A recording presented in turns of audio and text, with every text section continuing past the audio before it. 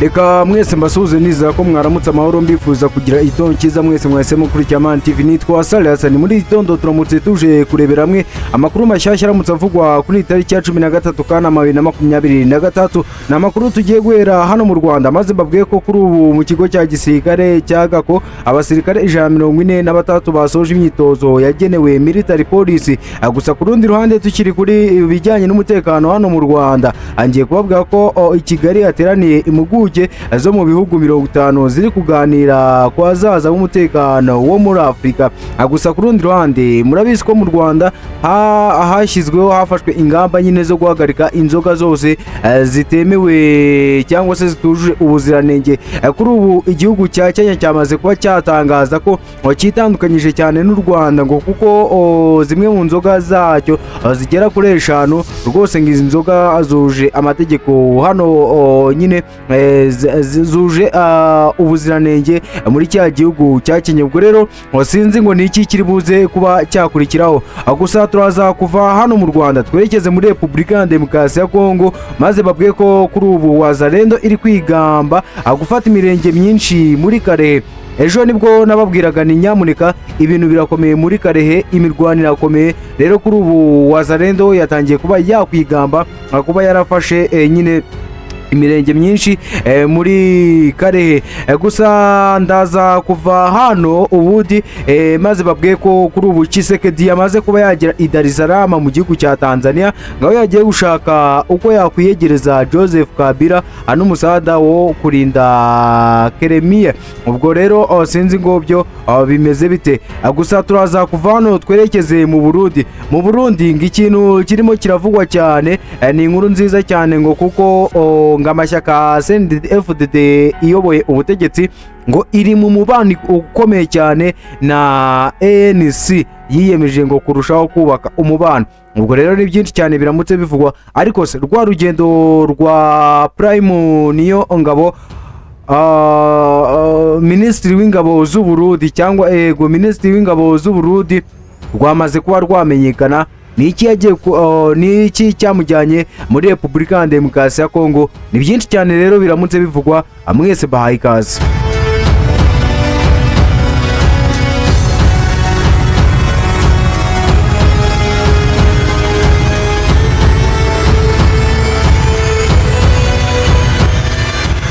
Munyemerere mwese aya makuru tuyanzikire mu mutekano hano mu Rwanda, maze babwire ko kuri ubu impuguke zibarirwa muri 300 zaturutse mu bihugu 50 byo hirya no hino ku isi ziteraniye i Kigali mu nama igamije kurebera hamwe uko AI cyangwa se ubwenge buhangana na systeme zigenga abigenda bihindura imiterere y'umutekano n'ubwirinzi bwo muri Afurika. Kuri ubu i Kigali iyi nama yatangiye kuri uyu wa gatatu tariki ya 12 Kanama 2023, ikaba iri kubera muri Kigali Convention Center. Iyi nama itegurwa n'inama mpuzamahanga ku mutekano muri Afurika ikizwi nka ISCA, yitabiriwe n'abayobozi bo mu nzego z'umutekano, abafata ibyemezo, abashakashatsi, impuguke mu ikoranabuhanga n'abafatanyabikorwa mu iterambere. Iyi nama ifite insanganyamatsiko igira iti iterambere rya systeme zigenga, ingaruka ku busugire no ku mutekano muri Afurika. Ikaba igamije kureba amahirwe n'imbogamizi ziterwa n'ikwirakwirwa ry'ikoranabuhanga rishingiye ku bwenge buhangano AI n'ibindi bikoresho bishobora gukora ibikorwa bya gisirikare mu buryo bwigenga. Ubwo yatangizaga iyi nama, umuyobozi nshingwabikorwa wa ISCA Lieutenant General Retired Frank Mushyo Kamanzi yavuze ko Afurika n'isi muri rusange bigeze mu gihe gikomeye aho iterambere rya AI, systeme zigenga ndetse n'ibikoresho bikorera mu kirere, ku butaka no mu mazi biri guhindura imiterere y'intambara n'ibikorwa by'umutekano. Lieutenant General Retired Kamanzi yavuze ko kuba abayitabiriye baturutse mu bihugu bitandukanye bigaragaza ko hari imyumvire ihuriweho y'uko systeme zigenga zitakiri ikoranabuhanga ryo mu gihe kizaza gusa, ahubwo ko zatangiye kugira uruhare mu bikorwa by'umutekano muri iki gihe.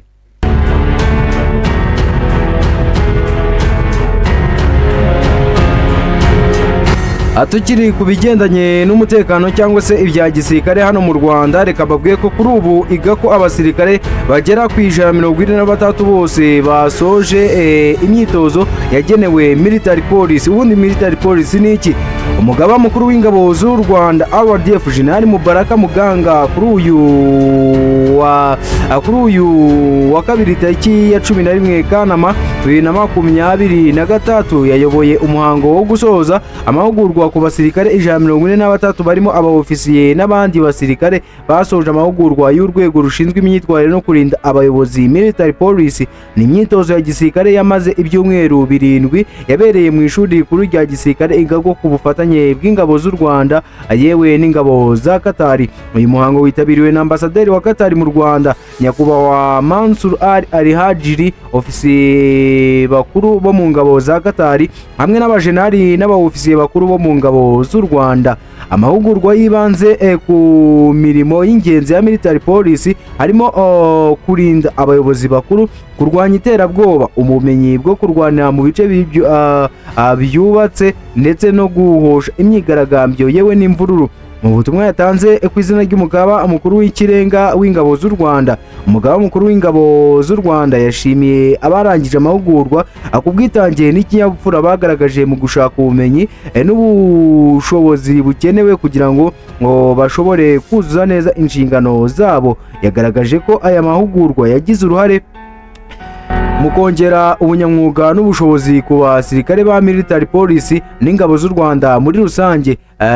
Yasabye abarangije amahugurwa gukoresha ubumenyi n'ubushobozi bungutse ndetse bakabusangiza bagenzi babo. Umugaba w'ingabo z'u Rwanda kandi yashimiye abarimu baturutse mu ngabo za Katari kubera ubunyamwuga n'ubushobozi bagaragaje mu gutanga aya mahugurwa. Yashimangiye akamaro ko gukomeza ubufatanye hagati y'ingabo z'ibihugu byombi, avuga ko iki gikorwa ari indi ntambwe igaragaza ko ubufatanye hagati y'ingabo za Katari n'iz'u Rwanda bukomeje kuba bwatera imbere. Yongeye gushimangira ko u Rwanda rwiyemeje gukomeza guteza imbere ubu bufatanye binyuze mu mahugurwa ya gisirikare, kungurana ubumenyi n'ubunararibonye mu by'umwuga wa gisirikare n'ibindi bifitiye inyungu impande zombi. Uhagarariye ingabo za Katari yashimiye ubuyobozi bw'ingabo z'u Rwanda ku nkunga n'ubufasha bwatanze mu gihe cyose cy'amahugurwa. Yashimiye kandi ubufatanye bukomeye n'imikoranire myiza hagati y'ingabo z'u Rwanda n'ingabo za Katari, avuga ko byagize uruhare rukomeye mu gutuma aya mahugurwa agenda neza.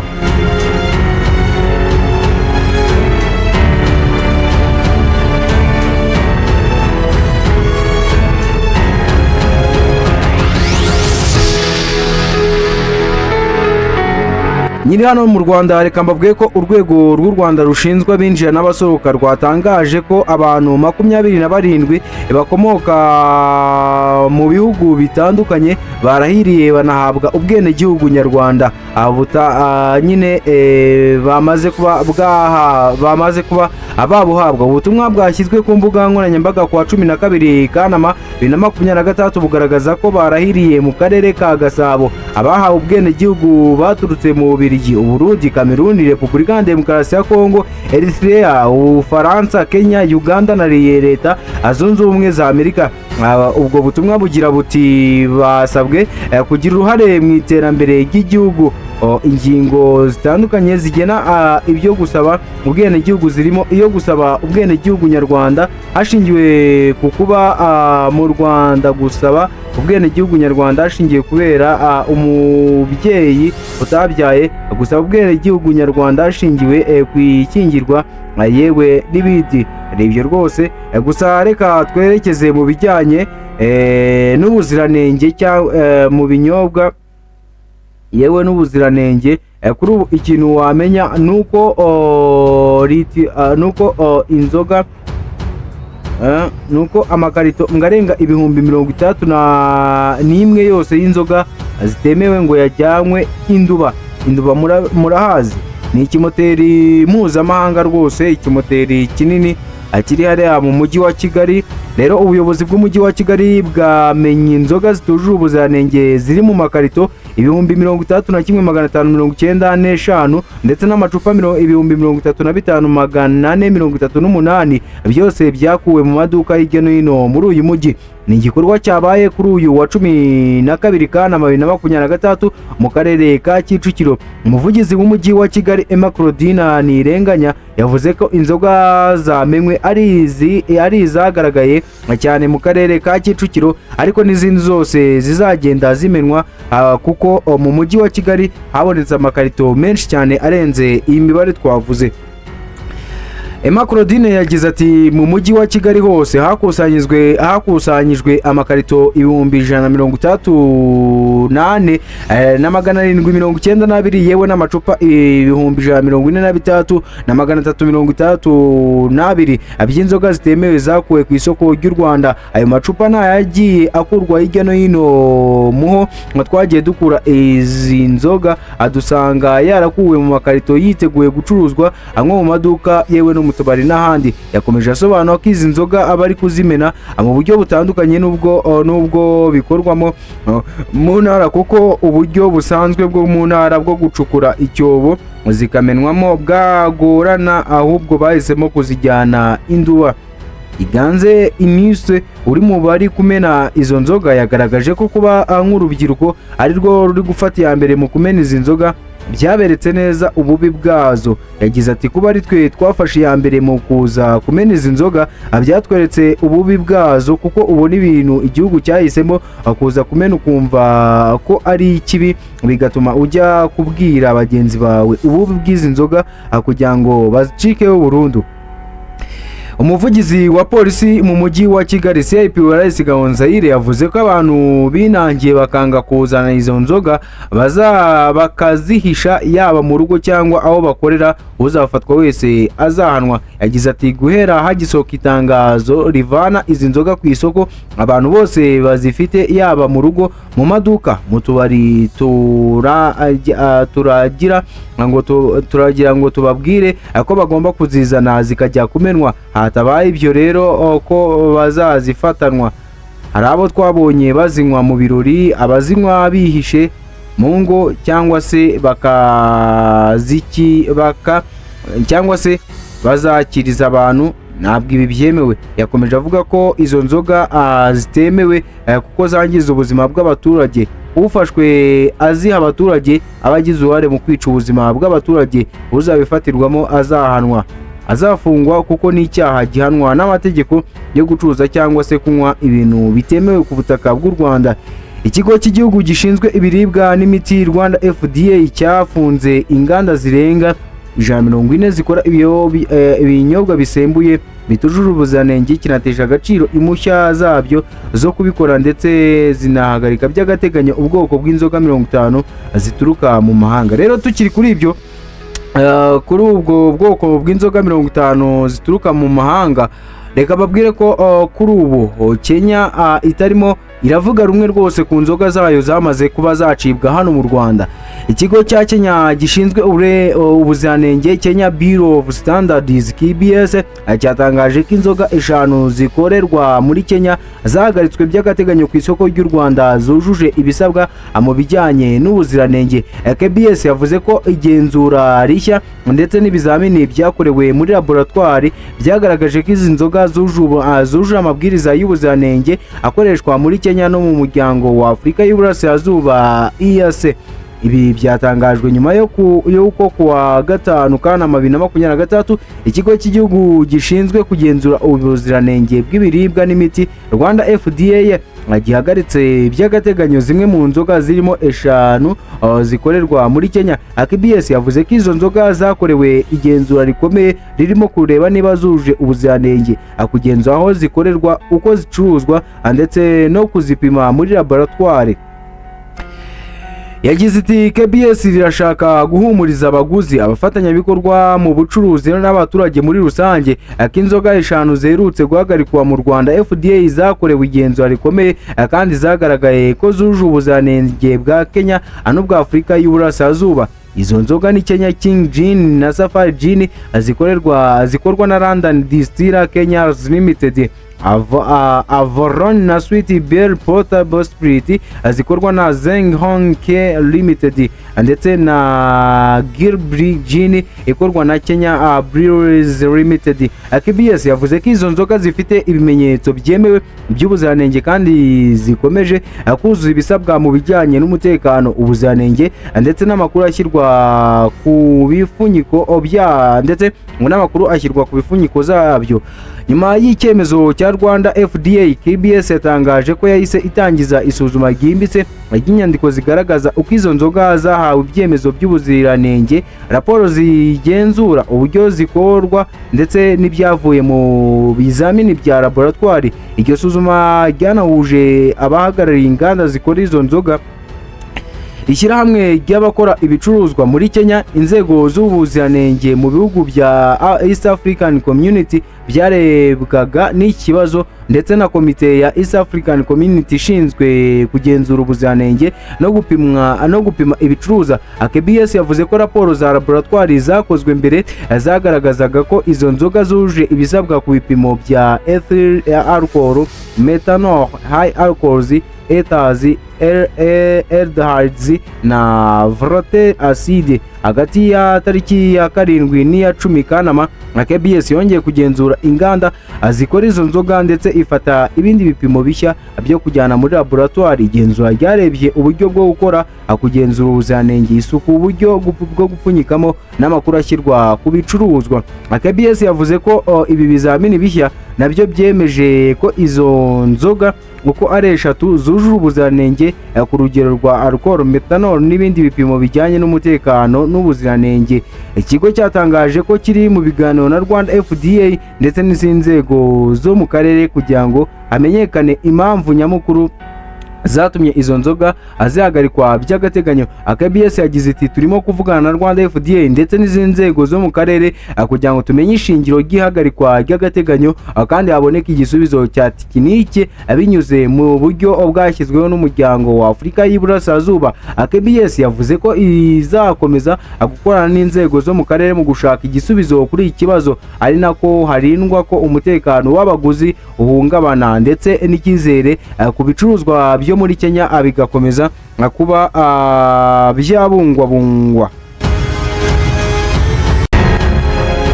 Ngayo nguko munyemere rero tuve hano mu Rwanda twambuke turebe ngo ni ibiki biramutse binavugwa n'ahandi hirya no hino ku isi, ariko by'umwihariko muri aka karere k'ibiyaga bigari.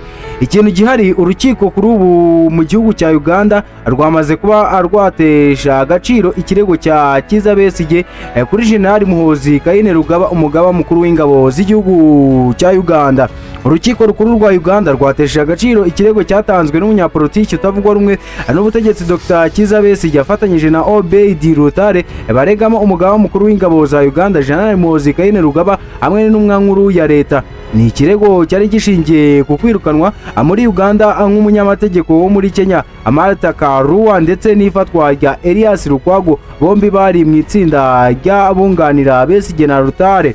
Umucamanza mu rukiko rukuru Simon Peter M. Kinobe yemeje ko Besigye na Rutare batashoboye gutanga ibimenyetso bihagije byerekana ko General Muhoozi Kainerugaba na leta bagize uruhare nkana mu kubangamira uburenganzira bwabo bwo kubangamirwa n'abanyamategeko bihitiyemo cyangwa ak'ibyo bikorwa byatumye urubanza rwabo rutagenda mu buryo buboneye. Urukiko rwagaragaje kandi ko ubutumwa bwo ku mbuga nkoranyambaga bwitirirwaga General Muhoozi harimo ubwo yavuze ko ari we wagize uruhare mu kwirukana Karua muri Uganda butari ibimenyetso bihagije byemeza ko yaba yarategetse abakozi b'urwego rushinzwe abinjira n'abasohoka kumubuza kwinjira mu gihugu.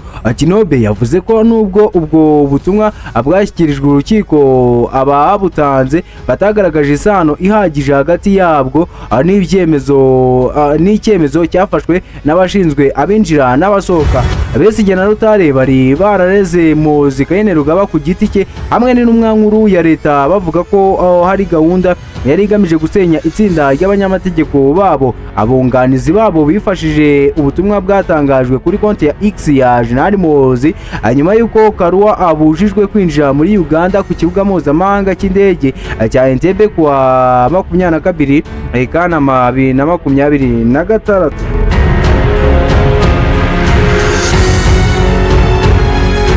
Muri ubwo butumwa rero bwashyizwe kuri X kuwa 23 Kamena 2023, Muhoozi yari yavuze ko yagize ati animushinje data kuri iki cyemezo, ni njye wamwirukanye, niyemerewe kongera kwinjira mu gihugu cyacu. Hari kandi ubundi butumwa bwifashishijwe mu kirego aho Muhoozi yavugaga ko Besigye atazacika igihano kimukwiriye, ndetse no mu bundi akavuga ko tuzamumanika vuba. Abunganira Besigye bavuga ko ayo magambo yerekana ko Muhoozi yari yaramaze gufata Besigye nk'uwahamijwe icyaha kandi ko yari inyuma y'ibikorwa byabangamiraga itsinda ry'abamwunganira. Umucamanza Kinobe ariko yavuze ko nta sano ihagije yagaragajwe hagati y'ayo magambo n'ibikorwa by'abashinzwe abinjira n'abasohoka. Martha Karua wabaye minisitiri w'ubutabera muri Kenya ndetse akaba yarigeze kwiyamamariza kuyobora icyo gihugu, amaze igihe ari umunyamategeko mukuru wunganira Besigye na Rutare Guhera mu Gushyingo 2024. Kuwa 22 Kamena yagiye muri Uganda agiye gukurikirana urubanza rwabo, ariko yangirwa kwinjira mu gihugu. Ageze ku kibuga mpuzamahanga cy'indege cya Entebbe, mu nyandiko yatanze mu rukiko, Karua yavuze ko yageze Entebbe ahagana saa 2:50 ari kumwe n'abandi bantu babiri barimo perezida w'urugaga rw'abanyamategeko muri Kenya. Yavuze ko pasiporo ye yabanje guterwaho kashe, nyuma abashinzwe abinjira n'abasohoka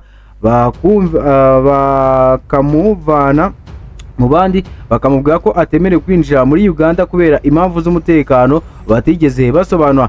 Karua yavuze ko telefone ze ebyiri zafashwe ku ngufu nyuma zikagarurwa, ariko yanga kuzisubirana kubera impungenge k'amakuru y'ibanga ajyanye n'ubwunganizi bwe bwa Besigye yaba yararebwemo cyangwa yarahinduwe.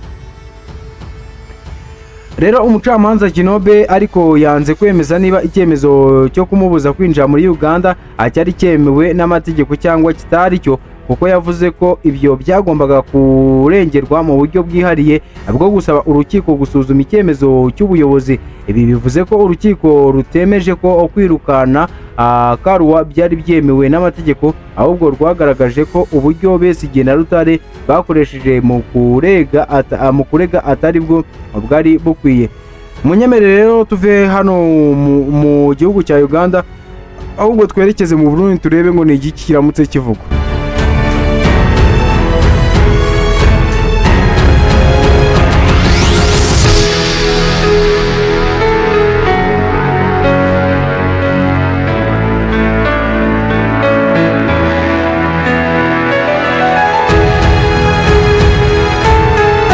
Mu Burundi na kamwemwe na kamwenyu, ibintu biraryoshye muti rero ni igiki gitumye ibintu biryoha mu gihugu cy'u Burundi. Kuri ubu icyo nakubwira mu gihugu cy'u Burundi, kuri uyu wa kabiri ushize itariki ya 11 Kanama 2023, umunyamabanga mukuru w'ishyaka CNDD-FDD Reverien Ndikuriyo yahuye na mugenzi w'ishyaka African National Congress ANC Fikire Mbarura muri Afurika y'Epfo yo mu ruzinduko rugamije gushimangira ubushuti. Nk'uko byatangajwe n'ishyaka CNDD-FDD riri ku butegetsi mu Burundi, uru ruzinduko rwari rugamije kongera gushimangira umubano w'amateka w'ubuvandimwe, ubufatanye n'imikoranire ihuza aya mashyaka yombi, ndetse no kugaragaza ubushake bafite bwo gukomeza imibanire hagati y'imitwe ya politike yombi. Ibiganiro byibanze kandi ku guteza imbere imikoranire hagati ya CNDD-FDD na ANC, ndetse no ku cyerekezo bavuga ko bahuriyeho cyo guharanira amahoro, demokarasi, iterambere no kugira Afurika yunze ubumwe ikomeye kandi yewe iteye imbere. Iki gikorwa ngo kigaragaza ubushake bw'aya mashyaka yombi bwo gukomeza kungurana ibitekerezo no gushimangira imikoranire yabo myiza.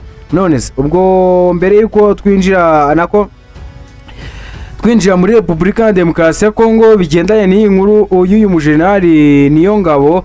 Reka mbabwiye ko umugaba mukuru w'ingabo z'u Burundi General Prime Niyongabo yagiye uruzinduko rw'ibanga i Kinshasa mu cyumweru gishize, mu gihe indege za gisirikare z'igisirikare cya Repubulika ya Demokarasi ya Kongo zivugwa kurunda ibikoresho bya gisirikare i Bujumbura. Urugendo n'ibi bikoresho bifatwa nk'ikimenyetso gikomeye cy'imyiteguro y'ibitero bishya akwihuriro FC23 n'umutwe wa MLDP twirwaneho mu burasirazuba bwa Repubulika ya Demokarasi ya Kongo.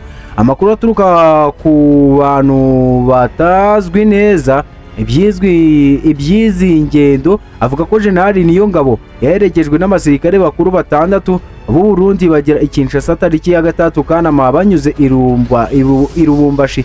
Baganiye nabo ku ruhande rwa Kinshasa, ariko ibiganiro by'impande zombi ngo ntabwo byigeze bitangazwa. General Niyongabo nabo bari kumwe basubiye Bujumbura tariki ya 7 Kanama kandi bakoresheje indege ya gisirikare cya Repubulika ya Demokarasi ya Kongo. Urugendo rwa General Niyongabo rwahuranye n'ingendo nyinshi z'indege z'igisirikare cya Repubulika ya Demokarasi ya Kongo zigwa mu Burundi hagati ya tariki ya 5 n'iya 7 Kanama. Indege eshatu za gisirikare zaguye i Bujumbura, aho bivugwa ko zarimo ibikoresho byagenewe gukoreshwa muri Kivu y'Amajyepfo.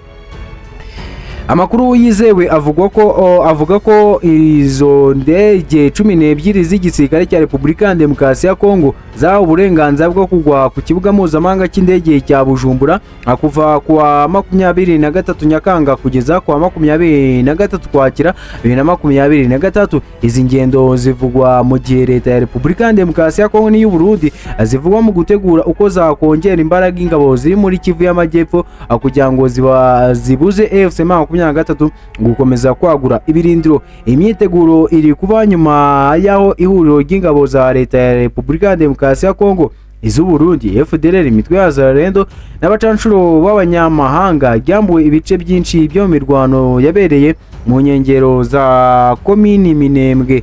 Ubu iri huriro rifite ubwoba bw'uko FC23 ishobora kujyambura ibindi bice byo muri Kivu y'Amajyepfo birimo umujyi wa Baraka ndetse na Fizi muri teritwari ya Fizi. Ese abantu bakomeza gukurikirana hafi iby'ibi, ntabwo FC23 irafata Fizi? Aya makuru avuga ko uru rugendo rwa General Niyongabo i Kinshasa rushobora gutuma ingabo z'u Burundi zongerwa ku rugamba cyane muri Kivu y'Amajyepfo. Abasesenguzi bagaragaza ko iri ryaba ari ikosa rikomeye rishobora gusubiza abasirikare b'u Burundi mu bihe bigoye, kuko bamaze igihe bapfira ku rugamba rwo muri Repubulika ya Demokarasi ya Kongo ku bwinshi, ibyatumye bamwe muri bo banga kujya kurwana.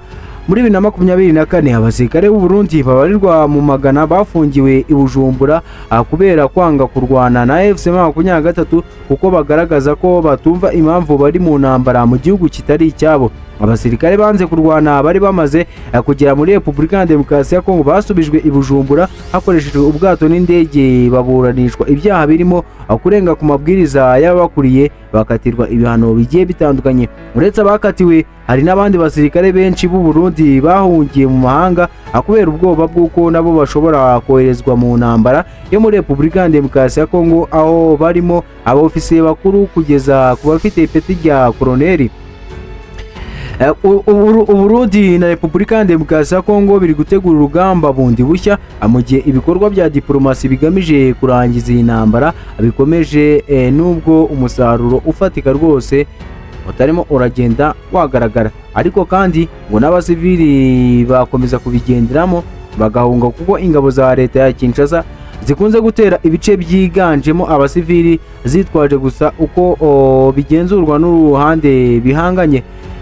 Ku ruhande rw'u Burundi, kugira uruhare rwisumbuye muri iyi ntambara byashyira leta ya Evariste Ndayishimiye ku gitutu cyinshi yaterwa no gutakaza abasirikare benshi, bikanyeganyeza umwuka mubi hagati ye n'igisirikare.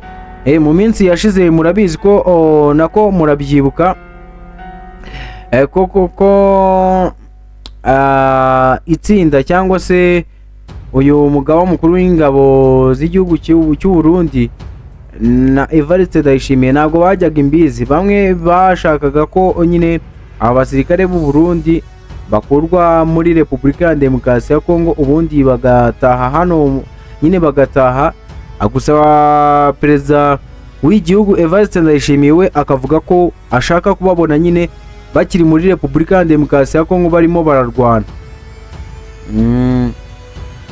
Ubwo rero urumva ko atari ibintu biba byoroshye cyane.